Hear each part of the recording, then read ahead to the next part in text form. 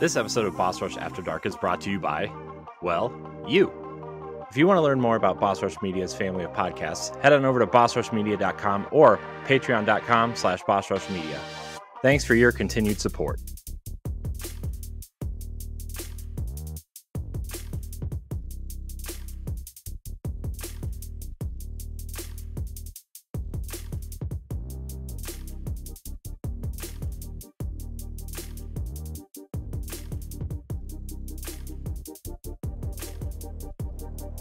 Hello, everybody. Welcome back to Boss Rush After Dark, the alternative podcast here on the Boss Rush Media Network thing. I'm your host, Corey Derrick. And alongside me tonight, Mad Pharmacist herself, Stephanie Klimov. Good job, Corey. Thanks. I'm doing my best. I wore sleeves, though, long sleeves. Sorry, Laurent. Why am I apologizing to Laurent? He's the one that's not here. Yeah. Laurent. Also joining us is PK Power, Pat Klein. Hello. I'm also not wearing a tank top muscle shirt. Oh, I thought you were going to say you were also not wearing pants. Well, you can't tell. I got excited. It's I also am shorts. not wearing pants, so it's fine. Well, what's it? Pants-free Wednesday. Oh, that doesn't That's sound right. I'm wearing It my is. new Cleveland Browns shorts. It's after dark. We don't wear pants during this podcast. Mhm. It's true. I hardly wear pants at all. Well, I will say now that it's down in the 30s, weather-wise, I do tend to wear pants. Yeah. I just turn the heat up. When I was in college, like my freshman and sophomore year, I would go to class in the winter in like a t-shirt and basketball shorts and flip-flops. Well, that's when you're young and hot-blooded. Yeah. Now I'm like cold all the time. It doesn't matter what time of year it is. Unless I'm outside during the middle of the summer, I'm like always cold. Quick, Which is awesome. Quick round robin and definitely an after dark topic. What do you sleep in bed in? Because, there's different kinds of people, right? There's people that are in like a full pajama ensemble with socks. Some people don't sleep with socks. Some people XYZ. Like some people like to sleep naked. Some people just want to sleep in their own. You know what I'm saying? Like there's different. For me, I tend to wear less clothes in bed. I think it's just a tactile thing. I like the feeling of my sheets. Okay. I won't say how much less, but generally less in bed. But it is that cold where I will now sleep in a shirt and pants in bed, and that's very unlike me. I don't know. You wore a shirt and pants to bed when we went to PAX. Sorry. I don't.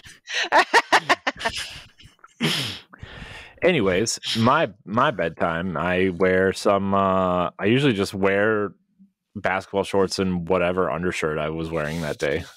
So That's actually the same thing I wear too. I wear my undershirt that I have on and the pair of shorts I literally jump in the second I get in my house. How about socks? No. I'm in no socks in bed. It's weird. I wear socks to bed, but usually they come off during the middle of the night. So, Sexy. Well, I have this weird thing about socks. So I have no shows, but I always get them a size down. So like they really don't show. And then they always like roll up underneath my like the arch of my foot. It's just like, I don't know why I keep doing this. I'm just fucking weird, but it also like, I don't know why I keep doing it, but I have to keep doing it because that's how my brain works. So, I don't like socks. Like I take just like my pants, the socks come off the second I walk into the door. yeah, It's all about the bare feet. bare feet, like a bear, or just I got to build them calluses. I can't have them soft little women's feet. oh god, Just gotta as be- nature intended. That's right. Dry, soft women strong, feet, That's sturdy, what Pat has. callous. Well, you know what? That's a great segue into the Mhm. topic tonight. Look at you, Pat. You're on the 8 ball or whatever that phrase is. I think it's just on the ball. Oh, okay. I don't know. I don't know anything anymore. I just work here. Yeah, Stephanie, you brought this topic to the table, so you introduce it. Tell us. Yeah, sure. So we're gonna just have a little fun, or poke fun, I should say. Heaven forbid people get offended, because they get offended at everything these days, of gender stereotypes. We're not getting political. It's more of the old school, like, oh, women are crazy, men are stupid, women are bad drivers. What are some other, like, stuff like that, and kind of, poke fun at it. We I got a good gotta, list. yeah, we gotta laugh at ourselves sometimes, and that's the whole point of stereotypes, right? Like, oh, they're stereotypes for a reason, but we also know that they're not always true. I kind of thought about that a lot lately because of just some silly Instagram videos and past partners that genuinely believed every single woman is crazy, and I took very strong personal offense to that. And the video of the hot crazy scale, which I do find hilarious. That is Have you such a guys? true scale. Mhm. I love that episode in Mhm. How I Met Your Mother. It's so good. That show, amazing, by the way. That was a great show. Oh, Yeah. man. So I think that let's kind of start with that. As the female, I will start with the female stereotype, and it's the oldest one in the book, right? That women are crazy. And for those that don't know about this video, I'm sure you can literally YouTube or look up crazy hot matrix or crazy hot chart. And this guy, in a very kind of logistical scientific manner, makes an X and Y axis of like how hot a woman is from 1 to 10 and how crazy the woman is 1 to 10, and like kind of goes to like where's the hookup zone, the no-go zone, the marry zone. And for a 9, what is it, like a 9 or a 10 hot, but like 1 to 2 crazy is a unicorn, they don't exist. And stuff like that. So, and I genuinely want to know, as guys, like, do you feel that women pretty much are crazy? Hot seat. I'm not gonna get offended. In my opinion, if you look at the list of ex-girlfriends and people I've dated, about 70% of that list is pretty crazy. In my opinion. The thing is I don't think all women are crazy. I think there is a stereotype for a reason sometimes. And I'm not just saying this stereotype, but I'm saying every stereotype exists for a reason. But, I mean, I've dated some pretty crazy girls who, like, either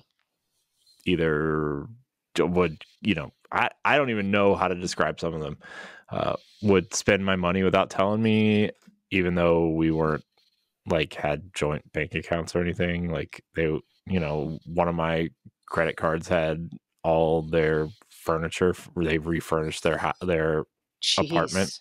with it, and some of them like used to come back to their apartment like super drunk and whatever, and started fights, and that was not always fun either. A lot of fighting usually. People, or exes, used to fight with me because I worked at a restaurant and I worked late. I'm like, well, what do you want me to do? Right. I've been trying to get other jobs. It's not like I'm not trying. Right. It's not like you're working a straight out 9 to 5 and you come home at 10. Yeah. That's different. Yeah. So that was always a challenge. Also, I find younger people have that crazy stereotype. It applies to them more than someone who's, around our age. I think definitely some younger ones, and also like a lot of jealousy also makes, that is part of the crazy, I think, when you bring that up. So yeah, I mean, that's my opinion. But I also know that a lot of that is, we kind of talked about this on the Boss Rush podcast, but hyperbolic. And, sometimes it's not as bad as you want to think because you're angry or you're upset, or, you want to go take a walk and scream and punch a wall or something, right? Like, that's a lot of it's hyperbole because you're in some sort of relationship with this person that you want to be good and it's not, which, on that point, I've been upset with people too that made me not only feel crazy but seem crazy. Like one of the girls I dated in college like made me so mad at one point because I don't even remember the reason, but like I punched our dorm room door and busted it through off of its hinges, and like I had to have my dad come help me put it back on the door. So I may also be crazy. But Male stereotype, violent. yeah. I mean, I'm not Pat, that way anymore, what do you but think? I also am not in a bad relationship. What do I think?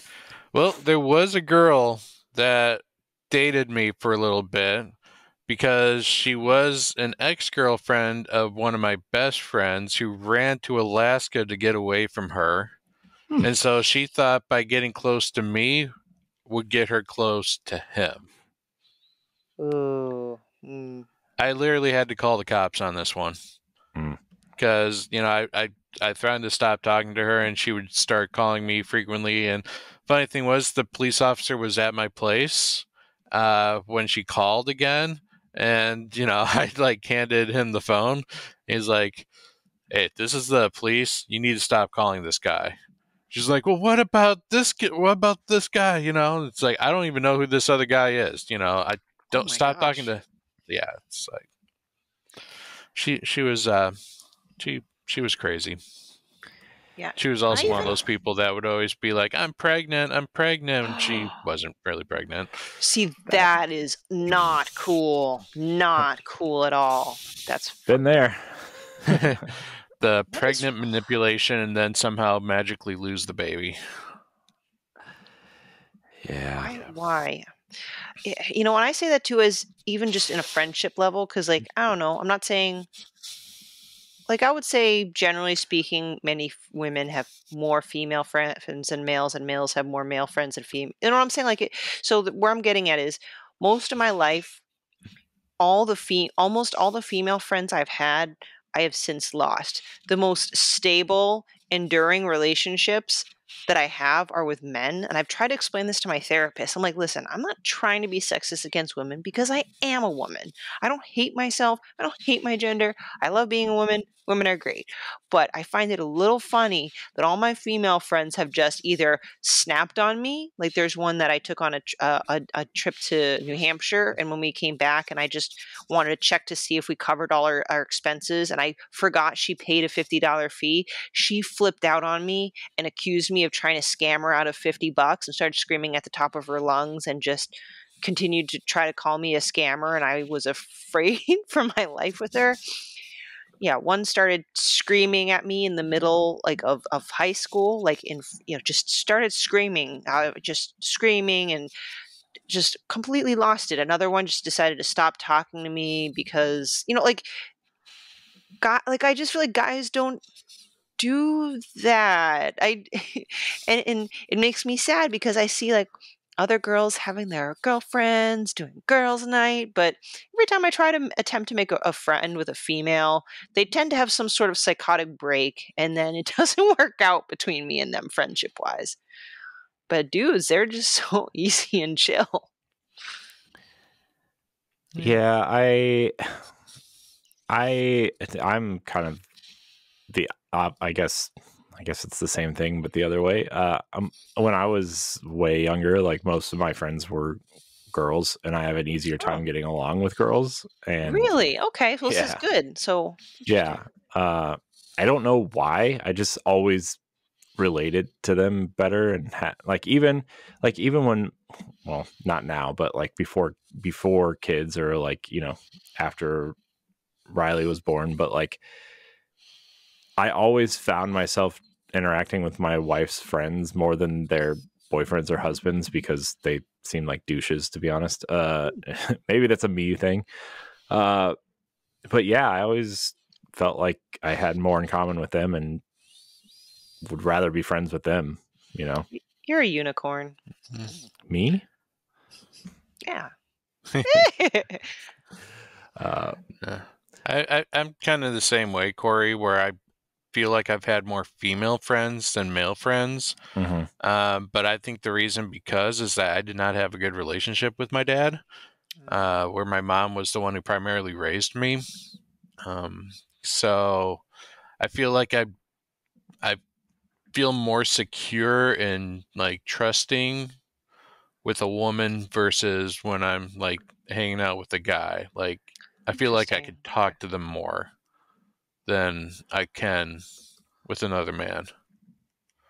Well, there you go. See, like I love hearing this because it makes me feel better about my situation. That because we're all human. We're all tempted to sometimes give in to stereotypes. So this helps me feel a bit better. Everyone's scenario is different. Yeah. I also, I guess another stereotype that I was thinking of before, we started talking about this one was like, the funny one of the guy who just wants to like watch football on TV and is like, make me a sandwich. And like Did you that kind know of, that if a woman gets angry with you, shit, what was it? I was gonna say you give her a knife, her instinct is to go make a sandwich, but I don't think that's correct. Huh. yeah. But I mean, it just goes to that whole, like, I guess, like 1950s, 40s, 50s, 60s, like typical like housewife with like the done up hair and the red makeup and the, whatever polka dot dress she's wearing, and she like brings like the steak or the pork chops over to the guy with like mashed potatoes and bread and butter and everything that's pretty terrible for you, and why that generation seems to be the most unhealthy, minus the fast food generation, I guess. But I just always thought that was kind of like, I don't know, I can't really believe that because like my parents always worked. I mean, my mom would have like different jobs and whatever, but my dad worked all the time, and like my mom would take care of me during the day and my dad would take care of me at night because my mom had a night job at like the Disney store or like the Hallmark cards or something. And that's kind of, I don't know that life, but like, maybe that's a me thing, I don't know. No, I did know people that had stay-at-home moms, and they were richer people. They could afford to do things like that. My parents were divorced, so both my parents had jobs, and I went to daycare as a kid, and yeah, I never got that true family like. No, okay. There's a time when I did, and that was at the end of high school. I was like figuratively adopted by one of my friends' moms. Like every Sunday night, I would go over to their place, and they would have like a wonderful like dinner spread and family like prayer and things like that. It's like Aw. maybe like a game. That was a very unique time of my life, but for the most part, it's like I never really had that true family experience. Yeah, thankfully I didn't have that either, and I'm glad it kind of stayed in the 50s for the most part. But I will say it's shifted. Like it's not completely gone, but shifted in a or it. What I'm getting at is what I'll still see is that a lot of child rearing, either responsibility or pressure, still-ish is on the women. But again, like not all. Like I'm seeing a lot of stay-at-home dads, so I'm even very soft on this take. But I see a lot of comedians, both male and female, kind of joke where the mom can fail at being a good mom very quickly, whereas if a dad watches the kid for 5 minutes or is caught outside, pushing the baby in the stroller, everybody fawns over the dad and saying how good the dad is. I don't know. Like, I think it's comical because we're just poking fun at stuff. So I think that kind of still is simmers around a bit. But like I said, I know a ton of stay-at-home dads now, so thankfully it's not as bad of a stereotype. Yeah. I don't know. I think it would be weird to be a stay-at-home dad. I mean, I'm not knocking anybody that does it, but I always have to be doing something. Yeah. Like I'm just one of those people who can't sit still, and I always have to be doing something. And So I don't know if I could do that. What other stereotypes? Oh, the other stereotypes is like, it's kind of less of a stereotype now, more of like a 90s, early 2000s thing, but like, and before, I mean, I guess way before that too, but women have to look a certain way, like their body has to look a certain way. And, it's kind of gross now, obviously. I mean, it was Women are gross high then maintenance. too, but like, High maintenance, yeah. Yeah, and they always had to have their makeup and eat like 5 calories a day, and I don't know. Speaking of makeup, there's that. Oh, sorry. Finish your thought. Oh, I was just gonna say it's like really unthinkable now, like especially after like the Me Too movement and all this kind of generational shift, I would say. So That's getting better. Although, I don't know, when I'm on Instagram or social media, I see a good portion of the female population that invests so much in makeup to look like a Kim Kardashian clone, and it makes me very sad. Like, have you seen those videos where like women pre-makeup versus post-makeup? Like some of that stuff kind of freaky. But that's one stereotype too, that women will take forever to get ready and men are ready in 2 minutes. That's a stereotype that I hated, and I've always made a point to be able to be ready, clothes, makeup, and everything. And I've proven in my last 2 relationships that I've actually gotten ready faster than the man. Yeah. Not gonna lie, I don't take very long to get ready when we have to be somewhere, unless it's somewhere like really nice, like if we have to go like I guess like a wedding or something. Not that we've been to very many, but getting ready is not really that difficult for me. But also, like, I don't need to put makeup on or do my hair because I don't have any, and all that stuff. Which I don't care what my wife looks like. I do appreciate when she does that sometimes, though, when we're going somewhere, because it makes me feel like we're young and hip again. So I would say I'm average about 20 minutes, but that's just if I'm not like rushing to basically wake up, bathroom, shower, brush my teeth. Yeah. I don't know. I just don't have. And then I try to save 10 minutes for Zelda, and we cuddle. Ooh. See, it's the important stuff in life, not putting on 10 layers of makeup on. Can't do that. All right. How about stereotypes with kind of this is kind of an old stereotype: men not crying or refusing to be emotional. Hand in hand. I feel like the crying thing has definitely gotten better. Like, I don't really hear that stereotype as much, but I still feel like men are held to a standard where they should not be emotional, or being emotional is for women. But perception's different. Pat, I see you shaking your head. Tell me what your thoughts are. Yeah, I think that stereotype still stands strong. I fully believe that, as a man, you're not supposed to, like, especially cry. Like, you don't want people to see you cry. And if you try to, like, tell people exactly how you really feel, they leave you.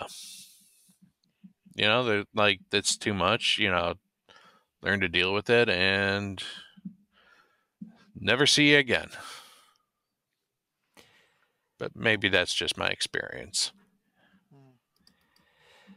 Corey? I cry a lot. Well, I guess more than the stereotype. Cry baby. Yeah, I know. JK. I don't really. I've been better about talking about my emotions because of my wife has encouraged me to, for the most part. I don't think it's weird. I just have a hard time, especially like when I am like feeling something. I have a hard time getting words out when I'm feeling something, and I don't know how to explain it correctly, and then I get frustrated with myself, and then so when you suck it in, you do something else, Corey. I know, like a real man. I know. I was gonna say, do you feel like not intentionally, but do you feel like growing up there was that kind of expectation or learning to keep your emotions in, and you're only able to do so now, like you said, because of your wife, which is a positive experience to help kind of battle what you've been growing up all your life? Or am I just making some bad guesses here? No, I grew up in a community where like all the men were super tough. Everybody was like all the dads were like blue collar workers or sports coaches or, teachers, because those were like the only three jobs in the community. But it always felt like everybody was kind of forcing you in one direction, specifically the sports and football direction, because I mean, I don't know if you've seen Friday Night Lights or not, but that was our community. Like football games were like the biggest thing, and if you weren't playing football or starting on the football team, then you were like an outcast. So it was, and to play football, you had to show that you were tough. Like dumb things like when it's cold out, don't wear sleeves to show how tough you are, and you got to be in a weight room, longer than everybody else and break all the records and do all these things and grunt really loudly. Yeah. That's the only books you should be reading should have naked pictures of ladies in them. Kind of. Yeah. It's so weird that I can't ever imagine going back to something like that. Like it was weird, and it was a community where everybody was like, if you weren't part of like that community, you were kind of an outcast as well.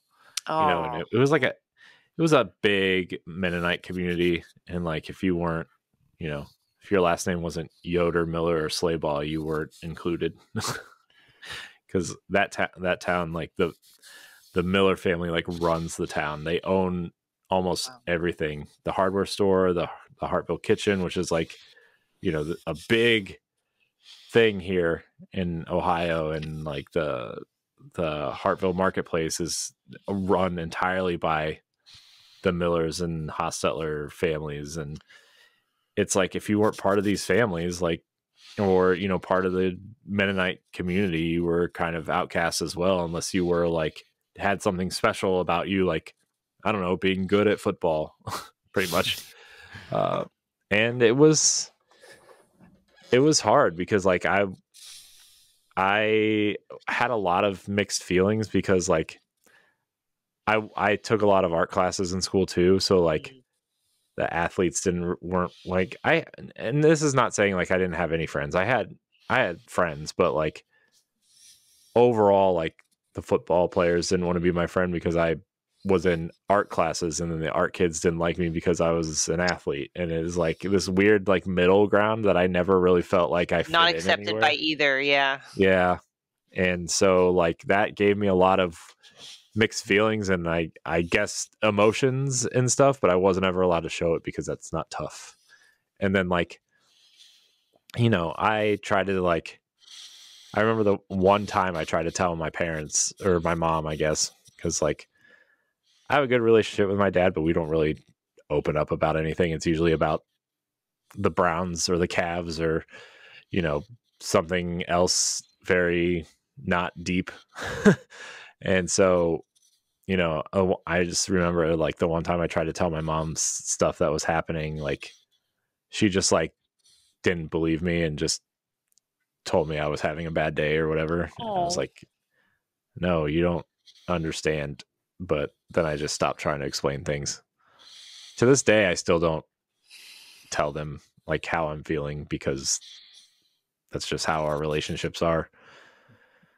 Same. So, I won't tell my mom how I really feel ever. Yeah, I won't either. And like, she didn't. I know she worries way too much. And it's like, then that makes me feel worse, and it just, yeah. And then like other times, like I wasn't very good at school, but especially like in the middle school kind of area and up into like 9th grade, I guess 10th grade. So like instead of like, especially like math and science. So instead of like putting me in a class where I should be, my mom thought it would be a good idea to put me in like AP and honors math and science Ooh. because she thought if I hung out with smarter kids, I would be smarter. Like that's not how it works either. Not in that way. No. No. So I really struggled trying to be good at school, which I mean, I graduated with like a 3.1, so I'm not like so broken up about it. And I ended up okay, but at the time it was like, I don't know, it was very hard.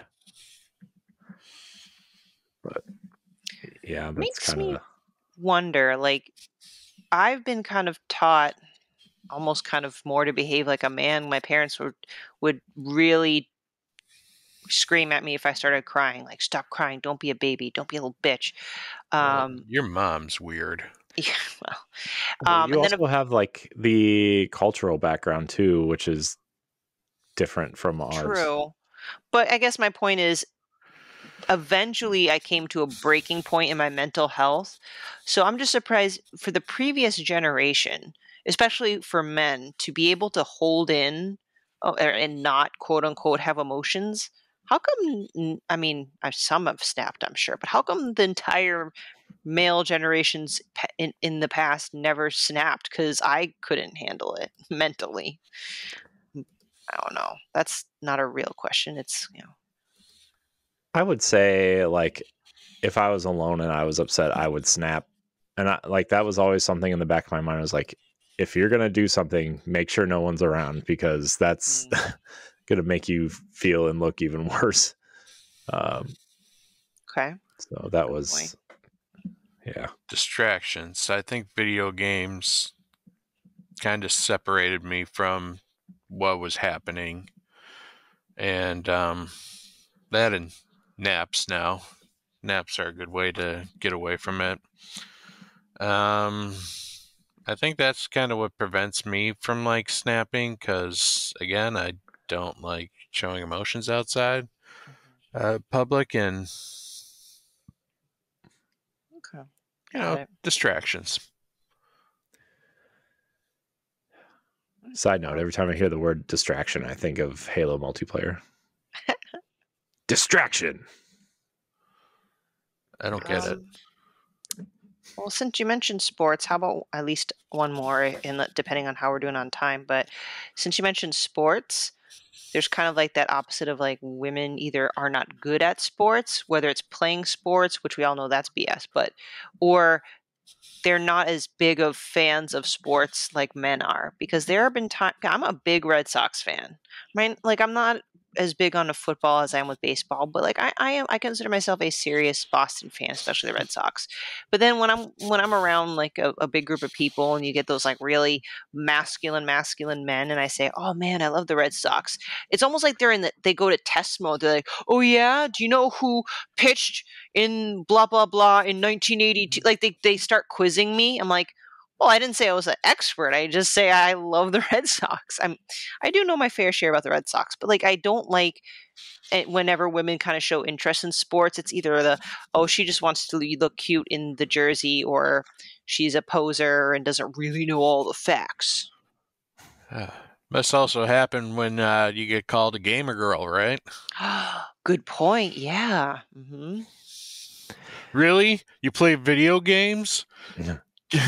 Yeah, which ones? Oh, that's not a real video game. You got to be playing this and get good and blah blah blah. Yeah. It's like, oh, what do you play? Stardew Valley, stuff like that. Oh, just Call of Duty, really? What's your kill loss ratio? Yep. That'll do it. Yeah, where was I going with this? I forget. I had a thought and then I lost it. Sorry, everybody. Just had to do with sports and men quizzing women on their validity of their fandom. Or we can move on to another stereotype. It's all good. Yeah, let's pick another one. Let's do another one. Women are bad drivers. Ooh. Well, Have you ridden a car with my wife? The oh shit handles it for a reason. I'm just Seriously, kidding. what is it with I you know. guys? Men freak out in the passenger side when I drive. Well, Pat, maybe you know. Don't talk, That Pat. is true. That is true. Yikes. But that's also Boston. It's a Boston thing. I didn't really believe there was like really bad drivers out there until like people literally were getting out of their cars in the middle of the street and just like walking somewhere else. It's like, what are you doing? It was scary. Okay. Yeah, big cities in general, driving around in big cities is scary to me. Like I like New York and Boston is like super like I wonder what about the stereotype of women not being good drivers it makes the stereotype. Is it the fact that they think we're indecisive? Like, is it in the indecisive stereotype? Like, or we just drive bad? You know, there's a You're difference. distracted. You're putting on makeup in the mirror. You're on your cell phone. Guys are always on their I cell think phone. that's like the idea. Got it. Okay. yeah. That's yeah, I don't know. I don't know why. I mean, I have never ever experienced that that stereotype. I did go on a car ride from Milwaukee to Chicago, and the girl who was driving was like driving at like 90 miles an hour, and she was driving with her knees. I used to drive with my knees. I'm like looking at it's like she hardly was doing anything else with her hands. She was literally like driving with her legs, like on the bottom of the steering wheel at around 90 miles per hour. That kind of freaked me out a little bit. Pat, you should know women have weak upper body strength. That's why that's scary. Just like right there in 12, so that you're, wow, you let gravity push it down. Jeez, no, I don't think I could do that. Yep. Corey, I'm the same way. The only time I'd ever drive with my knees is if I'm like desperately hungry and I need to eat something or whatever. Yeah. And even then, that doesn't last very long. It's like that is like 2 seconds off the steering wheel to quickly like shovel some food in, and then.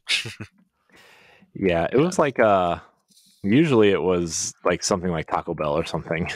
Oh, because you need to hold the paper and the taco or the whatever else the thing, the paper that you get wrapped. Stay clean with Taco Bell in home. I can't imagine what eating Taco Bell in a car is like.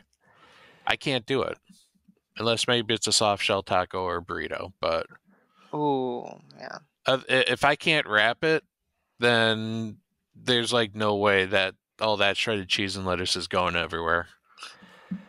See, I kind of stopped doing the taco thing and started doing the quesadilla thing. Ooh, okay. Man, quesadillas, Taco Bell quesadillas, top tier. No, I'm craving it. I'll have to get it tomorrow. Sorry, that's so good. I like the Mexican pizza. That's always been my go-to. Yeah, wasn't that gone for a while and then they brought it back? Mm-hmm. Yeah. Yep. And now it's back for good. Is it? Or will they take it away like the McRib and every time it comes back it said this is its last hurrah? No, I think they learned their lesson. I think the pizza's back for good. Just like the McDonald's bagel sandwich. Man, I haven't had McDonald's breakfast in forever. That sounds really good. I'm not gonna lie to you. I love fast food. It's bad for you, but I love it. Yeah. It's addictive. It's addicting, I should say. It is. Try not having it for like 4 months, 5 months. Well, by then, shouldn't you have broken the addiction by now? No, because every time I drive by work, there's a Arby's and a McDonald's and a Burger King and a Taco Bell all in the same like intersection.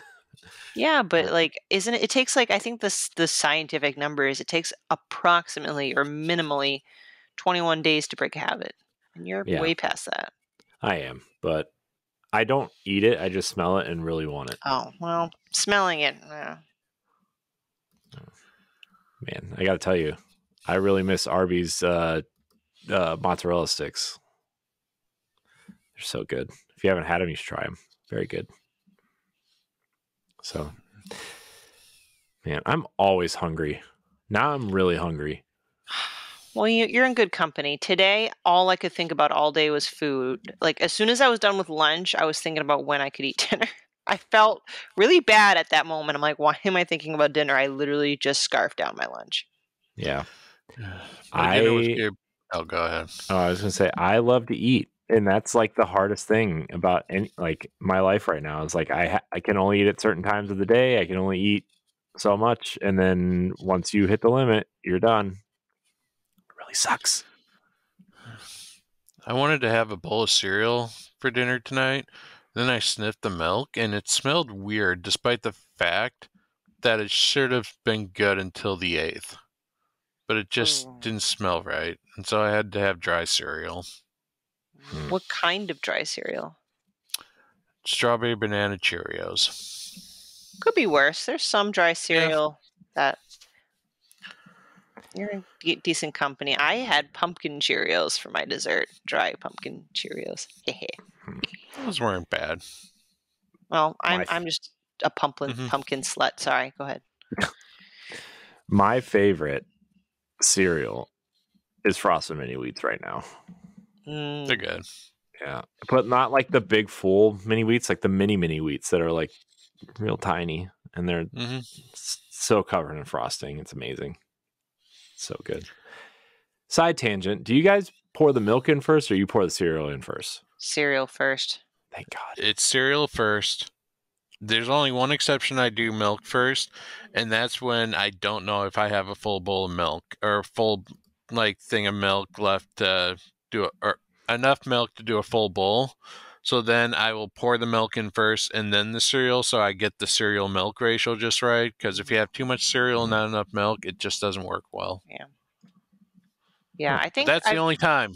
I think I've done the milk first by accident when I was like too tired and I wasn't paying attention, and then I was very mad and disappointed at myself that I did. I was tempted to actually put water. Ooh. I was like, I don't know if this is going to taste good, and I'm afraid. That's a bold call. I knew someone who did use water. He swore by it, like using water instead of milk, and it's like, I don't know if I can do this. I don't have the strength. Jeez. I did know someone who had milk on the side and would like scoop cereal and then like have another bowl of milk and like dip the cereal in the milk before he ate it because he didn't like soggy cereal. I'm like, what are you doing, dude? It's cereal. It's just cereal. Now that is high maintenance. Yeah. One of the best things about having the cereal and the milk is to have the bowl full of flavored milk at the end. The best. Oh. Especially when it's like Fruity Pebbles or Cocoa Pebbles or Cocoa Puffs. Yep. So good. And there's Captain Crunch, who wants to be good but just slices open your mouth so you can't eat anything else for like Oof. 3 weeks. Those Crunch Berries. I like the Crunch Berries without the yellow. It's like Oops All Berries or something. Ooh. Yeah, so good. I was disappointed. I did not find a single box of Monster cereal this year. And they even introduced a brand new Monster cereal that was like caramel apple. What? Oh my. Yeah, there's a new Monster out there. It's a zombie that, had caramel apple as the flavor. That sounds delicious. And I couldn't even find Count Chocula. All right. What's wrong with that picture? Count Chocula. What would you get? Blueberry instead? I would have done Blueberry. That's actually my favorite. What's the other one besides the strawberry one? Frankenberry. Yeah. Blueberry. There was a chocolate werewolf. I forget who he was. No, not a chocolate werewolf. What was the werewolf? I don't remember. I don't think I ever was allowed to have that cereal, so I don't think I had that cereal. I should just go and rebel as an adult now and buy all the sugary cereals I was not allowed to eat as a kid.